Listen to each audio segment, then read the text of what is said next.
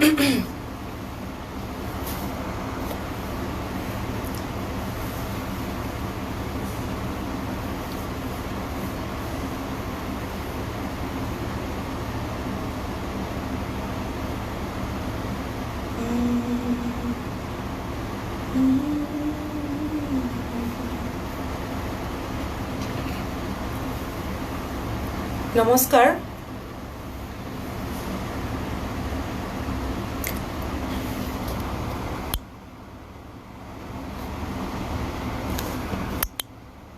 মই লাইভ আহিছো নাই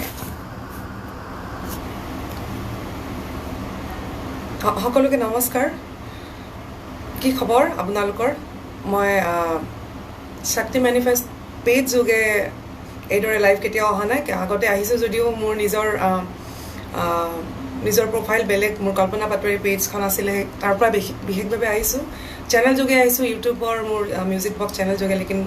ফেচবুক আমাৰ শক্তি মেনিফেষ্টৰ জৰিয়তে অহা নাই তো আজি প্ৰথমবাৰ অহাৰ কাৰণটো সকলোৱে জানেই মই খুব বেছি উৎসাহিত মই ক'বলৈ গ'লে যে যেতিয়া আমি ভাবিলোঁ যে শক্তি মেনিফেষ্টৰ যোগেদি প্ৰয়াত ভণ্টিৰ নামত কিবা এটা কৰিম ইমান বেছি আপোনালোকে সহায় সহযোগিতা ইমান বেছিকৈ ধুনীয়াকৈ পঠিয়াইছে মোৰ ফালৰ পৰা বহু ধন্যবাদ কাৰণ এই কাকলি পাটোৱাৰী মেমৰিয়েল এৱাৰ্ড এটা জাষ্ট মাত্ৰ ইভেণ্ট নহয় বেলেগ ইভেণ্ট আগতেও কৰিছোঁ কিন্তু এইটো এটা ইভেণ্ট নহয় কাকলি পাটোৱাৰীৰ লগত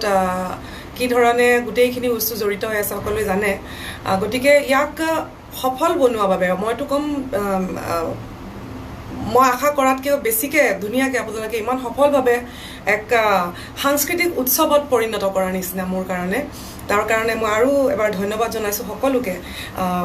কণ শিশুসকল মই ভাবিছিলোঁ মইতো কৈছিলোঁ যে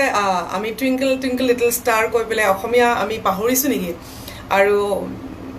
কণ ল'ৰা ছোৱালীসকলে মোক কমপ্লিটলি ভুল প্ৰমাণিত কৰিছে আপোনালোকে অভিভাৱকসকলক বিশেষভাৱে ধন্যবাদ ইমান কষ্ট কৰি শিকোৱা হৈছে বিশেষকৈ মই সপোনতো ভবা নাছিলোঁ যে গীতাশ্ৰী গগৈ আপটে তেওঁ সুদূৰ কানাডা আৰু ইউনাইটেড ষ্টেটছত তেওঁ অসমীয়া শিকোৱাৰ দায়িত্ব গ্ৰহণ কৰিছে আৰু তেওঁলোকেও যে পঠাব বিশেষকৈ কানাডাৰ পৰা আৰু US-ৰ পৰা কৰ্ণিকা বেজবৰুৱা ঋত্বিক বেজবৰুৱা শ্ৰীনিভ শৰ্মা কৃবি শৰ্মা আপোনালোকে পঠিয়াইছে কবিতা কৈ আৰু যোনে আপোনালোক বুলি কি ক'ম সৰু ল'ৰা ছোৱালী তোমালোকে ভালকে কথা ক'বও নাজানা অসমীয়াত কিন্তু কবিতা পাঠ কৰোঁতে মই নিজে আচৰিত কি উচ্চাৰণ তাৰপিছত মুম্বাইৰ পৰা মন্তাশা কুৰেশী মই মন্তাশাক চিনি পাওঁ আৰু মন্তাশাৰ পিতা দেউতাক অসমৰ নহয় অসমীয়া কোৱা মই কেতিয়াও শুনা নাই মন্তাশাক বিশেষভাৱে ধন্যবাদ আৰু তেওঁৰ মাতৃক বিশেষভাৱে ধন্যবাদ এই কষ্টখিনি কৰাৰ কাৰণে কাৰণ এটা কি দৰকাৰ আজি ইমান অনলাইন ক্লাছবোৰত গোটেই বিশেষকৈ টিচাৰ্ছবোৰ ইমান বিজি আপোনালোক আৰু তাৰপিছত এটা কবিতা কৈনো কি হ'ব কিন্তু তেওঁলোকে সকলোৱে মিলি মোৰ অনুষ্ঠানটো কাকলি পাটোৱাৰীৰ এই অনুষ্ঠান সফল কৰাৰ কাৰণে আপোনালোকে বহু কষ্ট কৰিছে বহু ধন্যবাদ আজি মই আৰম্ভণিটো কৈ লওঁ যে মই খ শাখাৰ যিখিনি আমাৰ মহিলাসকলক লৈ কথাখিনি আছিলে আজি মই অলপ সময় বিচাৰিম আমি সেইটো কাইলৈ এনাউন্স কৰিম মোৰ গা অলপ ভাল নহয় মই অলপ সেইকাৰণে সময় বিচাৰিছোঁ সৰু কণ ল'ৰা ছোৱালীৰ মই ভাবিলোঁ যে 10-15 গৰাকীমান আহিব চাগে কিন্তু প্ৰায় 80 গৰাকীৰ আশে পাশে আপোনালোকে পঠিয়াইছে আৰু অত্যন্ত টাফ হৈছে আমাৰ গোটেই মেম্বাৰ্ছখিনিৰ কাৰণে সিলেক্ট কৰাটো বিৰাট বেছি কঠিন হৈছে কাৰণ 5 বছৰীয়া সৰু ল'ৰা এটা ছোৱালী এটাই যি ধৰণে পাঠ কৰিব আৰু 12 বছৰীয়া বা 11 বছৰীয়া যেনেকৈ পাঠ কৰিব ভইচৰ থ্ৰ'য়িং বা এভৰিথিং কবিতাটো কি ধৰণে লৈছে কি বুজিছে ডিফাৰেঞ্চ আছে সেই হিচাপে কিন্তু তাত কম্পিটিশ্যন বুলি কথাটো নাহেই আচলতে বয়সৰ মেচিউৰিটিটো চাই পেলাই তথাপিও লাহে লাহে কম্পিটিশ্যনটো টাফ হৈ গ'ল একচুৱেলি আমাৰ কাৰণে খুব টাফ হৈ গ'ল গতিকে মই ক'ব বিচাৰিম আগতে মই সকলোকে ধন্যবাদ দি লৈছোঁ নিভৃতি শৰ্মা তেখেতক মই বিশেষভাৱে ধন্যবাদ দিছোঁ সৰু ছোৱালী আৰু তেওঁৰ মাতৃ দীপা শৰ্মাক বিশেষভাৱে মই ধন্যবাদ এইকাৰণে দিছোঁ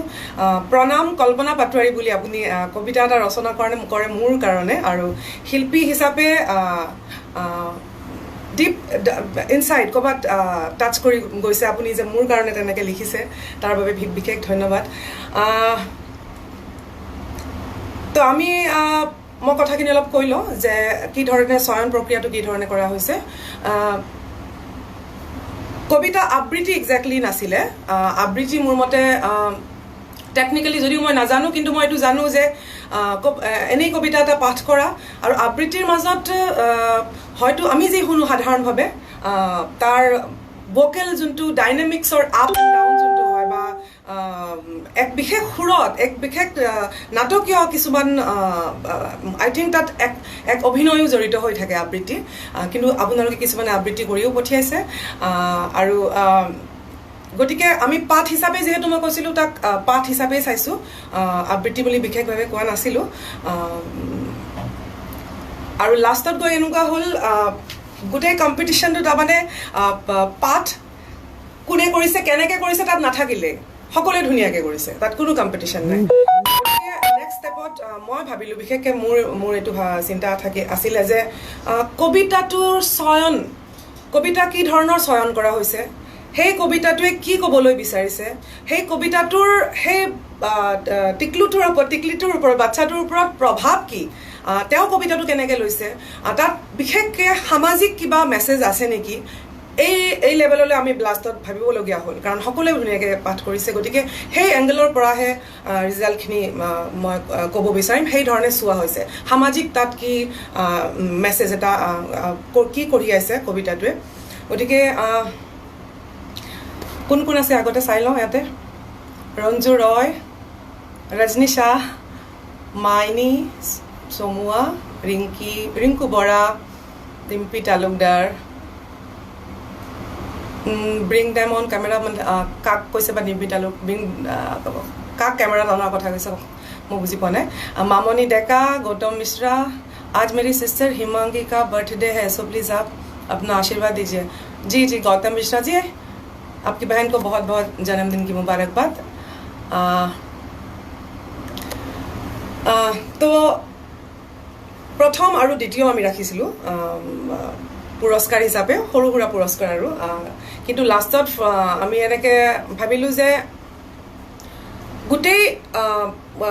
सरू सरू लरा छोवालीबोरके आसलते जिदरे केनेडा US-ৰ আৰু মন্তেছা কুৰেশী এই ধৰণৰ ল'ৰা ছোৱালীখিনিক লৈ পেলাই যোনে নাজানে অসমীয়া ভালকৈ ক'ব কিন্তু কষ্ট কৰি এনেকৈ পঢ়ি শুনাইছে আৰু মানে পঠিয়াইছে তেওঁলোকক বিশেষ আমি এক সন্মান দিম সেইটো আগলৈ গম পাব আৰু সৰু সৰু দুজন বিশেষভাৱে ল'ৰা যাক ইগনোৰ কোনেও কৰিব নোৱাৰিলে আৰু লাষ্টলৈ বহুত ক্ৰিটিকেলি চোৱা হৈছে বাট সৰু সেই ল'ৰা দুজনক নিচুকনি দুটা বঁটা আমি এক্সট্ৰাকৈ এড কৰিবলৈ বাধ্য হ'লোঁ গতিকে নিচুকনি বঁটা পাইছে মেকুৰী বুলি এটা কবিতা কৈছিলে সান্নিধ্য হাজৰিকা আই থিংক নামটো সান্নিধ্য হাজৰিকা আৰু সান্নিধ্য হাজৰিকাৰ ইমান সৰু ল'ৰা কিন্তু যেনে মেকুৰীটোৰ বিষয়ে কওঁতে যি অভিনয়েৰে তেওঁ মানে কৈছে সেইখিনিত মানে এটা যে থাকে আৰ্টিফিচিয়েলি এটা ক্ৰিয়েট কৰা এক্সপ্ৰেশ্যন এটা নাছিলে অতি একদম মানে সৰল আৰু চিম্পলভাৱে ল'ৰাটোৱে যেনেকৈ লৈছে আৰু কৈ পেলাই পলাইছে একদম সান্নিধ্য হাজৰিকাক নিচুকনি বঁটা এটা আমি দিম আৰু লগতে ওম বৰেণ্যমক এইকাৰণেই চয়ন কৰিছোঁ নিচুকনি বঁটাৰ কাৰণে ইমান কঠিন শব্দ কিন্তু এই সম্ভৱ 5 বছৰীয়াও হয়নে নহয় 5-6 বছৰীয়া ল'ৰা ওম বৰেণ্যমে সেই শব্দৰ উচ্চাৰণ এই বয়সত আচৰিত লাগিছে আৰু মই আই ডোণ্ট ন' মোৰ সন্মুখত আমাৰ কণ ল'ৰা ছোৱালীসকল আছে নে নাই মই নাজানো কিন্তু মই তোমালোকৰ লগতো কথা পাতিব বিচাৰোঁ আৰু মই তোমালোকৰ বৰমাৰ বয়সৰ হ'ম চাগে বৰমা বা আমাৰ নামনি অসমত জেঠী বুলি কয় তো কল্পনা জেঠী কল্পনা বৰমাই তোমালোকক বিশেষভাৱে ধন্যবাদ জনাইছে তোমালোক ইমান সৰু সৰু ল'ৰা ছোৱালী আৰু তোমালোকে মোৰ মুখ বন্ধ কৰি দিলা তোমালোকে মই ভাবিছিলোঁ যে তোমালোকে ক'তনো আজিকালি অসমীয়া পঢ়ে কিন্তু তোমালোকে এই ধৰণে আবৃত্তি কৰি বাপৰে বাপ মানে মই গোটেই অসমৰ ৰাইজৰ লগত মই এই কথাটো শ্বেয়াৰ কৰিব বিচাৰিম যে আমি যেনেকৈ ভয় খাই আছোঁ অসমীয়া ভাষাক লৈ পেলাই আচলতে তেওঁলোকক সৰু সৰু ল'ৰা ছোৱালীবোৰক খালি এক দিশ এটা এক গাইডেন্সৰহে প্ৰয়োজন আছে আমি যি দিশ দেখাম তেওঁলোকে সেই দিশটো ফ'ল' কৰিব গতিকে এতিয়া সাংস্কৃতিকভাৱে সাহিত্যৰ ক্ষেত্ৰৰ পৰা কোনবোৰ নেতা সাংস্কৃতিক নেতা কোন সাহিত্যৰ জগতৰ নেতা কোন আৰু এওঁলোকে কি ধৰণে আগুৱাই লৈ যাব মই ভাবোঁ তাতহে সফলতা আৰু বিফলতাটো থাকিব এই অসমীয়া জাতিৰ বা সমাজৰ মোক তোমালোকে টিকলাকেইটা একদম মুখ বন্ধ কৰি দিছা যে কল্পনা জেঠী কল্পনা বৰ্মা কমপ্লিটলি ৰং আছিলে যে বাচ্চাবোৰে পঢ়িব পাৰিব নাই বহুত ধন্যবাদ তোমালোক বহু আগুৱাই যোৱা বহু আশীৰ্বাদ ছেকেণ্ড পজিশ্যনৰ কাৰণে তিনিগৰাকীৰ মাজত টাই হোৱাৰ নিচিনা হৈছে যেনেকৈ মই ক'লোঁ আকৌ যে কবিতাই কি ক'ব বিচাৰিছে কবিতা বিভিন্ন ধৰণৰ পাঠ কৰা হৈছে কিন্তু কবিতাত মেছেজটো কি আছে আমি লাষ্টত সেই ধৰণে বিচাৰিব আৰম্ভ কৰিলোঁ আৰু সেই ক্ষেত্ৰত তিনিগৰাকী আছিলে তাৰ মাজত আমি এগৰাকীক লাষ্টত আমি চয়ন কৰিছোঁ জৱাবনা শইকীয়া তেখেতক দ্বিতীয় পুৰস্কাৰ দিয়া হৈছে জৱাবনাৰ লগতে জৱাবনাৰ শইকীয়াৰ যোনটো কবিতা আছিলে তাত বৰ্তমান এই নকাৰাত্মক সমাজখনত এক জ্যোতি হৈ পোহৰ হৈ প্ৰত্যেকটো শিশুৰ ভিতৰত যোনটো এটা যেন লাইট বিং হৈ পেলাই সমাজত কেনেকৈ পোহৰ বিলোৱাম সেই মেছেজটো তাত আছিলে আৰু সেই কবিতাটো বেলেগেও পঢ়িছে বা জৱাবনাই তাত যি কনভিকশ্যনেৰে পঢ়িছে সেই কনভিকশ্যনটো সেই পেশ্যনটো ধুনীয়াকৈ ধৰা দিছে আৰু জৱাবনাৰ সৈতে চমৰীয়া সত্ৰৰ কৃষ্ণাশ্ৰিতা আৰু ভূমাশ্ৰী তেওঁলোকৰ এই তিনিগৰাকীৰ মানে মাৰ্কিঙত বহুত বেছি লগে লগে তিনিগৰাকী আচলতে আছিলে কৃষ্ণাশ্ৰিতাৰ অম্বিকাগিৰি ৰায়চৌধুৰীদেৱৰ তেওঁ কবিতাটো লৈছে আৰু কোনেও সেই কবিতাটো লোৱা নাই বিৰাট ধুনীয়া কবিতাটো কিন্তু একেই আশে পাশে ধৰণৰ জৱাবনাৰ কবিতা যোনটো ক্ৰান্তি মানে দুইটা কবিতাতে আছিলে কিন্তু জৱাবনাই কৃষ্ণাশ্ৰিতাতকৈ অলপ আৰু পেশ্যন লৈ পেলাই তাক থ্ৰ' কৰিছে ভোকেল থ্ৰ' জৱাবনাৰ বেছি ষ্ট্ৰং আছিলে আৰু ভূমাশ্ৰীৰ তোমাৰ কবিতাও মাৰ ওপৰত আছিলে খুব ধুনীয়া কৈছা তুমি কিন্তু মই যেনেকৈ ক'লোঁ লাষ্টত আমি কবিতা পাঠৰ ওপৰত অকল তাক আমি ভাবি চোৱা নাই কাৰণ competition was really very tough আমি লাষ্টত এইটো চাইছোঁ যে তাক মেছেজ সমাজত কি মেছেজ গৈ আছে কি ক'ব বিচাৰিছে কবিতাটোৱে সেই সূত্ৰে আমি লাষ্টত জৱাবনা শইকীয়াক ছেকেণ্ড পুৰস্কাৰৰ বাবে আমি ডিচাইড কৰিছোঁ গোটেইখিনি একেলগে কৈ দিব বিচাৰে অলপ কথা পাতি আছোঁ সেইকাৰণে আছু বাইদেউ মোৰ ল'ৰাই চাই আছে মোৰ সৈতে ৰিংকু বৰা হয় उत्पल सिंह नमस्कार गौतम मिश्रा जी मुझे नहीं लगता आप असमिया समझ रहे होंगे लेकिन आज मैं आपको ऐसे बोल दूं क्योंकि आप यहाँ शामिल हैं दरअसल काकोली पाटवारी मेमोरियल अवार्ड बोल के आज मेरे दूसरी बहन छोटी बहन जो इस दुनिया में नहीं है 1 साल का पूरा होता है और उनको सम्मान देते हुए एक सांस्कृतिक पदक्षेप बोल सकते हैं आसाम के अंदर ही असमिया भाषा में बच्चों का हम लोगों ने कविता पाठ रखा था और आज उसके रिजल्ट के लिए हम लोग आए हैं और शक्ति मैनिफेस्ट के जरिए हम आगे भारतवर्ष के ओर भी जाएंगे मतलब हम मेरा जो खासकर नॉर्थ इंडिया हमारा उत्तर प्रदेश बिहार झारखंड मुंबई दिल्ली इस पे भी जाना चाहूँगी और मैंने इस पे भी बात किया कि नई शिक्षा नीति जो आई है इस शिक्षा नीति में अगर मातृभाषा में पाठदान हो रहा है तो भोजपुरी के जो भोजपुरी हमारा बेल्ट है जहाँ भोजपुरी कहा जाता है वो लोग उन लोगों की तरफ से जो बुद्धिजीवी वर्ग है मैं माफ़ी चाहूँगी लोगों का मैंने वो एक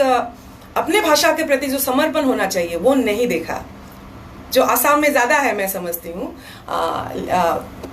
नई शिक्षा नीति का फ़ायदा उठाना चाहिए भोजपुरी वासियों को। इस पे बात नहीं हो रही है। मैं चाहूँगी शक्ति मैनिफेस्ट के जरिए हम अगला भोजपुरी कविता की ओर भी बढ़ेंगे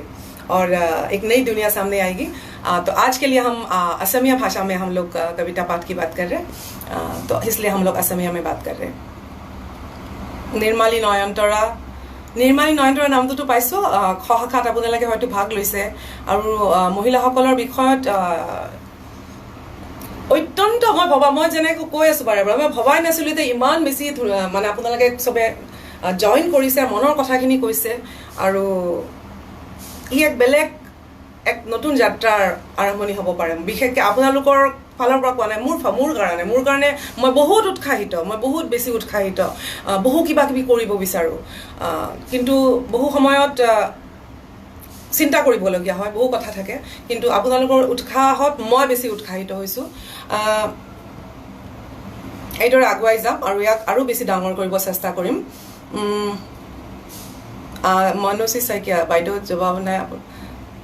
প্ৰণাম জনাইছে। হয়, প্ৰণাম, আশীৰ্বাদ থাকিল। Yes, Dipa Sharma, congratulation to all the kids. সঁচা, আৰু ইয়াত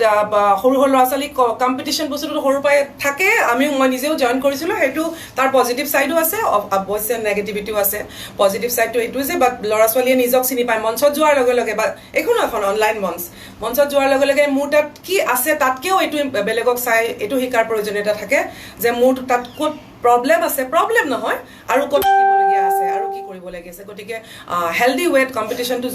দৰকাৰী বুলিয়ে ভাবোঁ মই। কিন্তু তাৰমানে ইয়াত এইটো ফিলিং মানে সেইখিনি আপোনালোকে খেয়াল ৰাখিব। মই বিৰাট বেছি মোৰ দুখ লাগিছিলে যে এতিয়া মই ইমান সৰু বাচ্চাক মই কাৰোবাক ফাৰ্ষ্ট দিম, কাৰোবাক ছেকেণ্ড দিম, বাকীবিলাকে নিদিম, এইটো মই সেইটো কথা মই মানে গ্ৰহণ কৰিব পৰা নাই। গতিকে আমি ফাইনেলি ডিচাইড কৰিছোঁ দুটা এনাউন্সমেণ্ট আছে মোৰ। এটাটো হ'ল অতি সোনকালে এই কবিতাবোৰক লৈয়ে তাক সুৰ দি পেলাই এক গীত ৰচনা কৰা হ'ব, আৰু তাৰ ইতিমধ্যে আমি আৰম্ভ কৰিছোঁ। সেই গীতটিত বিশেষকৈ গুৱাহাটীৰ আশে পাশে থকাসকল, দূৰৰ পৰা আপোনালোকে আহিব পাৰিবনে, লখিমপুৰৰ পৰা বা ডিব্ৰুগড় বা ধুবুৰীৰ পৰা আহিব পাৰিব নাই মই নাজানো, কিন্তু যদি বিচাৰে অল আৰ ৱেলকাম। বাট গুৱাহাটীৰ আশে পাশে থকাসকলতো ষ্টুডিঅ'লৈ আহিয়ে যাব, ধুনীয়াকৈ আমি তাক ৰেকৰ্ড কৰিম। এটাটো সেইটো মোৰ কাৰণে, মোৰ ফালৰ পৰা এটা এৱাৰ্ড, আৰু মোৰ কাৰণেও এৱাৰ্ড। একেলগে মই গাম, কিবা এটা তোমালোকৰ কবিতাবোৰ লৈয়ে গাম, ঠিক আছে, সেইটো এটা। আৰু এপ্ৰিচিয়েশ্যন হিচাপে সকলোকে আমাৰ শক্তি মেনিফেষ্টৰ ফালৰ পৰা কিবা এটা প্ৰদান কৰা হ'ব। গতিকে ইয়াত কোনো লুজাৰ্ছ বুলি কোনো কথা নাই, সেই বস্তুটো ভাবিব নালাগে। তোমালোক বহুত বেছি, মই তোমাৰ নিচিনা কবিতা, তোমালোকৰ নিচিনা মই নিজেই কবিতা পঢ়িব নোৱাৰোঁ। মই আজি কৈ দিলোঁ, ইমান মানে সাংঘাতিক উচ্চাৰণৰ কবিতাবোৰ মই নিজে হয়তো পাহৰি গৈছোঁ, মই বেলেগক কি ক'ম, কিন্তু ইউ অল আৰ উইনাৰ্ছ, ঠিক আছে। আৰু এইটো জাষ্ট এটা ফৰ্মেলিটি, সেইকাৰণে এই ফৰ্মেলিটিটোকো মন দি চাব লাগিব যে ছেকেণ্ড এওঁ কিয় হ'ল, ফাৰ্ষ্ট কিয় এওঁ হ'ল, এই কথাখিনি অভিভাৱকসকলে তেওঁলোকক বুজাই দিব, মই সেইটো বিচাৰোঁ। গতিকে এতিয়া মই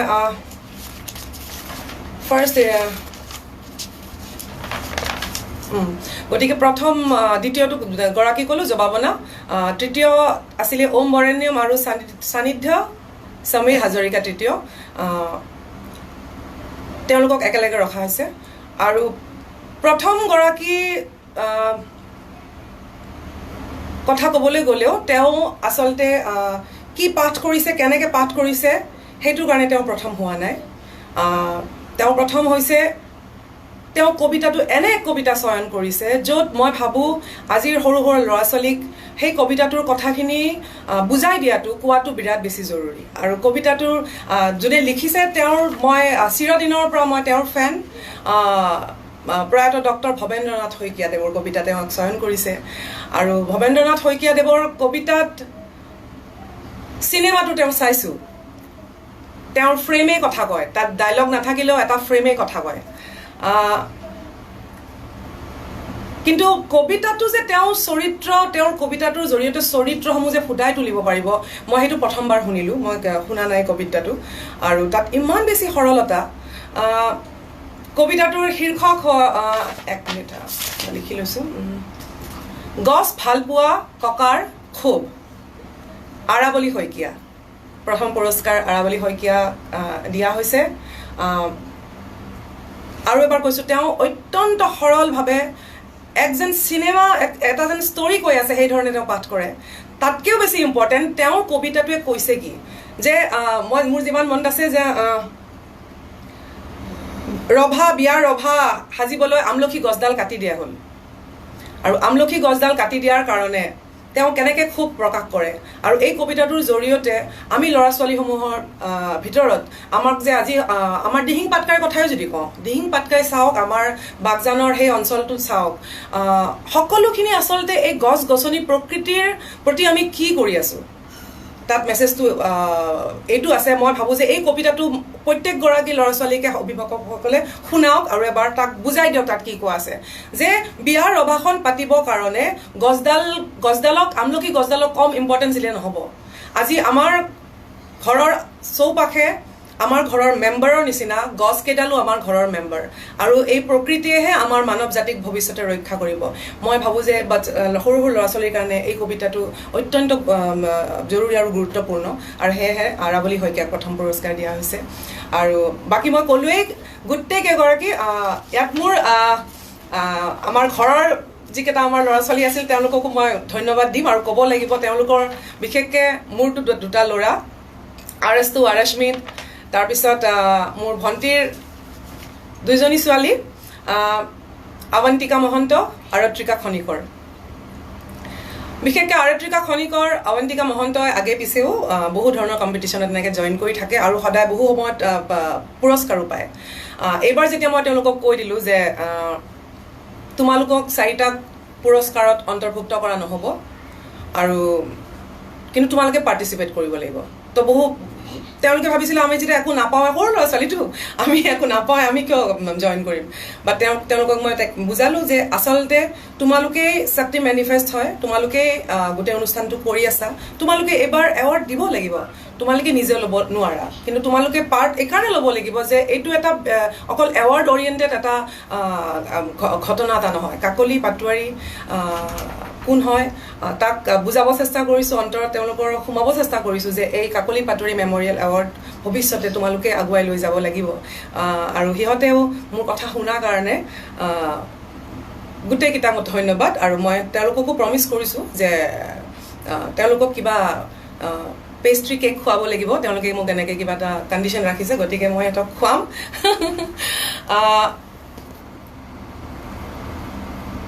মই নাজানো আপোনালোকে কেনেকুৱা পাইছে মই যিখিনি কথা কৈছোঁ মই ঠিকেই কৈছোঁ নে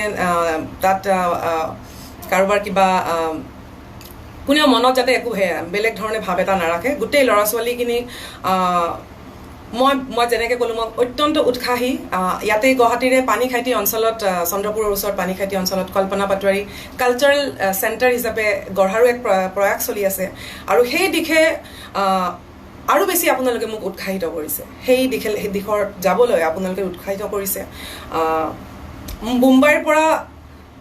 মুম্বাই এৰি মই অহা নাই অসমলৈ কিন্তু তথাপিও এক 50% মানে 50% গোটেই ভাৰতত আৰু 50% গোটেই অসমত সময় দিয়াৰ নিচিনা বৰ্তমান মোৰ এইটো এক ডিচিশ্যন লৈছোঁ জীৱনত মই জানো ইয়াত মোৰ নিজৰে বহুত সংঘৰ্ষ আৰম্ভ হৈছে সঁচা কথা যদি কওঁ কিন্তু আপোনালোকৰ আপোনালোকে যি ধৰণে আগুৱাই আহি পেলাই মোক মই আশীৰ্বাদ বুলিয়ে ক'ম অভিভাৱকসকলক বহুত ধন্যবাদ ইয়াক সফল কৰাৰ কাৰণে কাকলি পাটোৱাৰীক মেমৰিয়েল এৱাৰ্ডক শুভেচ্ছা দিব আশীৰ্বাদ কৰিব আৰু ইয়াক আৰু বিস্তৃতভাৱে আগুৱাই লৈ যাব মই চেষ্টা কৰিম আৰু কিবা কিবি অনুষ্ঠান মোৰ এতিয়া কৰিব মন গৈছে বিভিন্ন ধৰণৰ আইডিয়া আছে যে বিভিন্ন ধৰণৰ বাট তাত এটা কজ ৰাখি পেলাই আগুৱালে ভাল লাগিব গতিকে আজিলৈ আৰু বেছি ইয়াত সময় আপোনালোকৰ নলওঁ কাৰণ মই কাইলৈৰ কাৰণেও আকৌ ৰেডি হ'ব আছে কাইলৈ খ শাখাখিনি কাইলৈ মই এদিন আৰু সময় এক্সট্ৰাকৈ আপোনালোকক খুজিছোঁ কাইলৈ আপোনালোকক খ শাখাৰ কাৰণে আৰু এবাৰ মই এনেদৰে আহিম কথা পাতিম কাৰণ মহিলাৰ যোনটো বিষয় অত্যন্ত গুৰুত্বপূৰ্ণ আৰু অত্যন্ত চেঞ্চিটিভলি বহুতে চকু পানী ওলাইছে কিছু ঘটনা পঢ়োঁতে আৰু মোক যে বিশ্বাস কৰি আপোনালোকে মনৰ কথাখিনি কৈছে সেইটো অত্যন্ত ডাঙৰ কথা এই বিশ্বাস মই ৰাখিম মই চেষ্টা কৰিম আৰু মোৰ মেম্বাৰ্ছসকলক ধন্যবাদ দিছোঁ শক্তি মেনিফেষ্টত পাৰভেজ খান মেঘালী পাটোৱাৰী, গীতালী খনিকৰ, ৰাজদীপ খনিকৰ, সকলোকে বহু বহুত ধন্যবাদ। তেওঁলোকে দিন ৰাত চিলেকশ্যন কৰোঁ পৰা আৰম্ভ কৰি গোটেই ফৰ্মেলিটি, ফোন ধৰা, আপোনালোকৰ লগত কথা পতা বহু কষ্ট কৰিছে। আৰু